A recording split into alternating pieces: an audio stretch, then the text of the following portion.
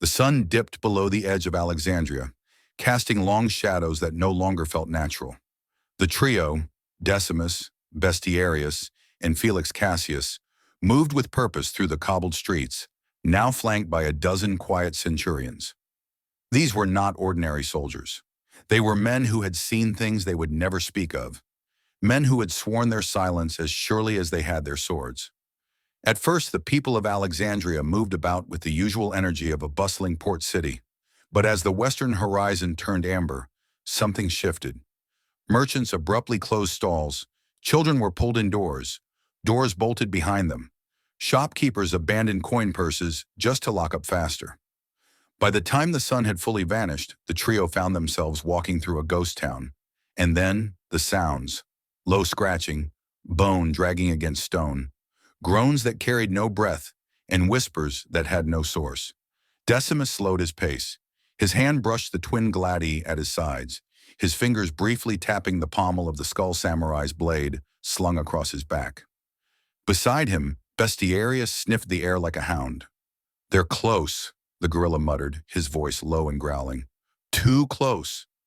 From within the ranks, a voice broke the tense rhythm. "Legate Cassius." Felix turned sharply. One of his veterans, eyes narrowed, was pointing to a nearby centurion who had marched silently among them. His helmet was regulation, his armor indistinguishable, but something was off. "That man is not from our legion." The unit froze. Eyes turned. The accused centurion stood motionless, shield gripped awkwardly in his left hand. Romans trained to carry shields with their right unless wounded. This man bore no wound. He smiled. Not the smile of a soldier, but of something that knew exactly what it was doing. Then he screamed. Not a human scream, but a shrieking wail, sharp and impossibly loud. Windows shattered. Men clutched their ears. Blood ran from the noses of two soldiers. Horses bolted down side alleys. And as the scream died, the false centurion's chest armor cracked, split like bark peeled from rotted wood. From within burst a maw of twisted teeth and wet bone. But Bestiarius was already in motion. With one thunderous roar, the gorilla seized the abomination by its throat and slammed it into the stone street. Once, twice, a third time, until the street broke beneath it and the thing stopped moving. For a moment, silence.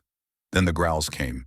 Low at first, like echoing wind from tombs long sealed. Then rising, closer, from every alley, every crack. The air thickened with rot. Felix wasted no time. "Centurions! Shield wall!" The trained soldiers snapped into formation around the trio, locking shields with brutal precision. Torches were lit. The outer ring flared to life, but light revealed something far worse.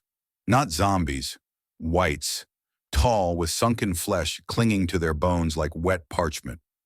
Armor from fallen legions still clung to some, eyes glowing pale blue like winter's death. Their mouths hung open, not groaning, but whispering, as though reciting forgotten oaths. Decimus, peering through the gaps in the shields, saw more than just monsters. The streets behind them, decaying, stone cracked, wood rotted into black mulch, statues wept salt from dead eyes.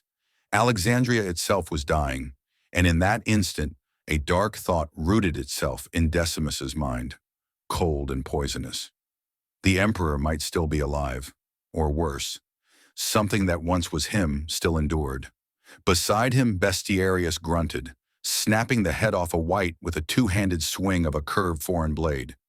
Felix barked orders, rallying his men. "Hold! Strike only at the eyes or sever the spine!" Decimus took a slow breath, then drew one gladius.